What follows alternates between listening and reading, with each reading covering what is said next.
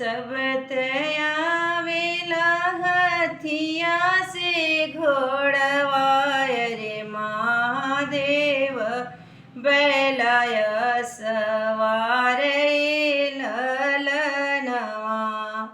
सब तयावेला हथिया से घोड़वाय रे महादेव बैलाय सवार ललनवा।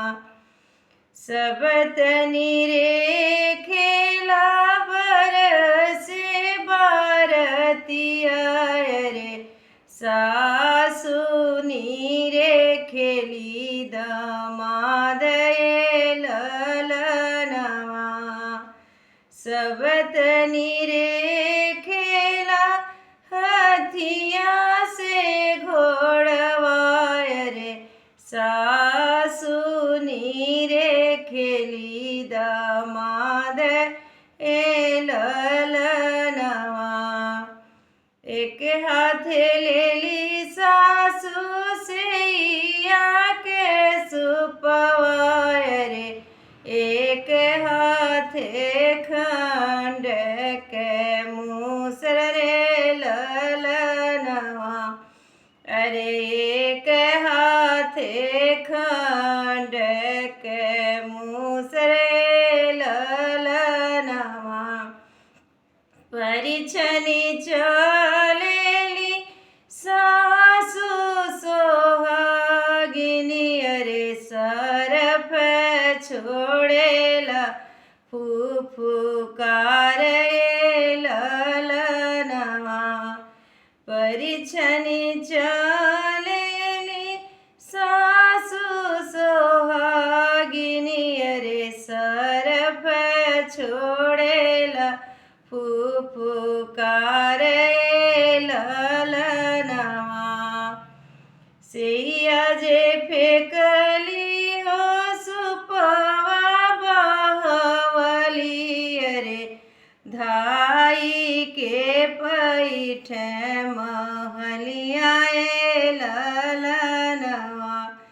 अरे धाई के पैठ महलिया ललनवा।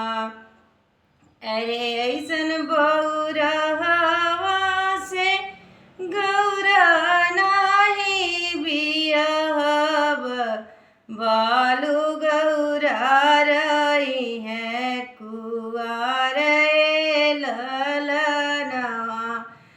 अरे ऐसन बौरहवा से गौरा नाही बियहब बालू गौरा रही है कुआर ललनवा। गौरा लेके उड़बो मैं गौरा लेके बुड़बो अरे गौरा लेके जइबै पताल ललनवा। अरे गौरा लेके जइबै पताल ललनवा। अरे ऐसने बौरहवा बरस गौरी नाही बियहब बालू गौरा रही है कुआर ललनवा। मछिया के भेष धैले उड़ेली गौरा देई अरे लागेली महादेव के कान रे ललनवा। अरे लागेली महादेव के कान रे ललनवा। तनि एक भेषवा बदलिए महादेव अरे होई जैत धर्म बियाह रे ललनवा।